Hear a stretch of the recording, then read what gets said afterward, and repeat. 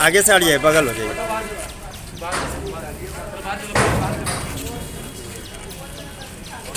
थोड़ा सा पीछे हट जाइए।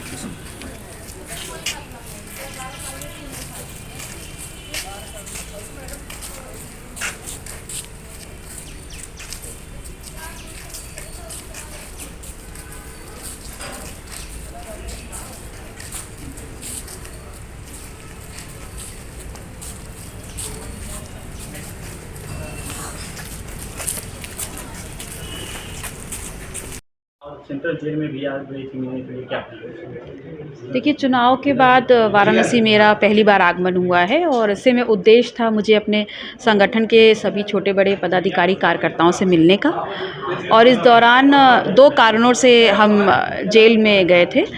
जिला कारागार हमारी विज़िट हुई थी और उसका उद्देश्य था, एक तो हमारे पार्टी के पुराने कार्यकर्ता जिला पंचायत सदस्य रहे रमेश जी, जो एक 2002 का केस था चुनाव के दौरान का, तो उसके दौरान उनको सज़ा हुई है। पहला उद्देश्य था उनसे मिलना, अपने लोगों से मिलना। और दूसरा उद्देश्य था ये जो अभी भर्ती को लेकर के वहाँ पर छात्र जो लड़के जेल में रखे गए हैं उनसे मिलने का। लेकिन हमारी मुलाकात उन छात्रों से, उन लड़कों से डायरेक्ट तो नहीं हुई।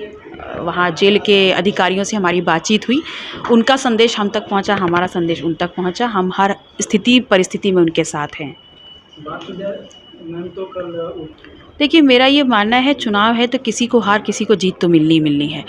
लेकिन उससे अहम ये है कि जब उपचुनाव होते हैं, ज़्यादातर देखा गया है, जो पिछले वर्षों में भी रिज़ल्ट्स आते रहे हैं, ज़्यादातर उपचुनाव सत्ता पक्ष ने ही जीता है। सबसे गौर करने वाली बात ये है कि चुनाव की जो एक लिमिटेशंस होती हैं, चुनाव का जो एक डिसिप्लिन और अनुशासन होता है, वो दोनों तरफ से मेंटेन किया गया। अग्निपथ के तहत अग्निवीर जो भर्ती हो रही है और इस पे लगातार विरोध हुआ है, उत्तर प्रदेश और तमाम राज्यों में हुआ है, पूरे भारत में हुआ है कहीं न कहीं। आज लड़कों से मिली हैं, क्या उनके द्वारा आपको फीडबैक इस मुद्दे पर दिया गया है और क्या आप उनसे बात करके समझें? देखिए, मैं आज जब वहाँ पर मैंने विज़िट किया है तो उन छात्रों से मेरी डायरेक्टली मुलाकात तो नहीं हो पाई है।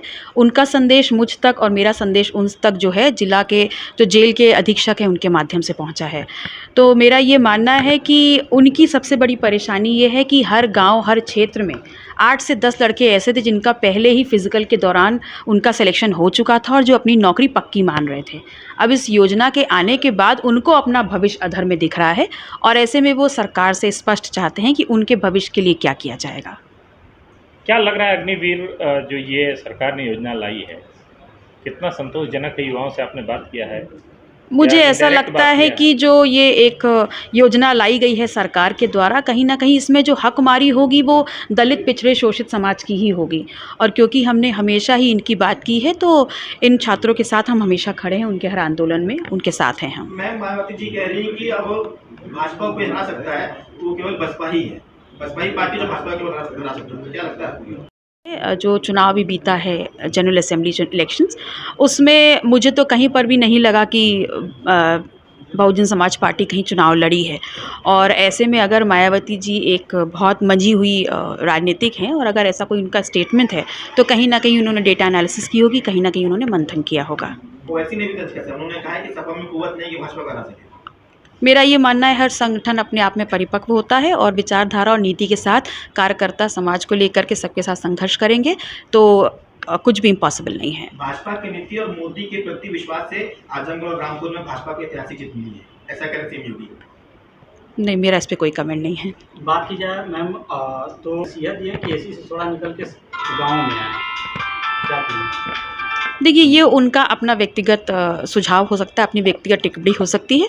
मेरा ये मानना है इस वक्त पूरे विपक्ष को एसी कमरों से निकल करके सड़क पे आना चाहिए और मुद्दों को उठा करके समाज और देश के लिए लड़ाई लड़नी चाहिए।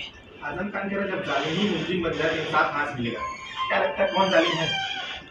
मुझे लगता है इस पे सही जवाब आजम खान साहब ही दे पाएंगे। डिजिटल इंडिया का digital new platform live VNS पिछले 7 वर्षों से बनारस की सेवा में। पाइए बनारस के कोने कोने की खबर निष्पक्षता के साथ। लाइव वीएनएस से बनारस की ताज़ा तरीन खबरों के लिए प्ले स्टोर से डाउनलोड कीजिए लाइव वीएनएस ऐप या फॉलो कीजिए लाइव वीएनएस को सोशल मीडिया पर।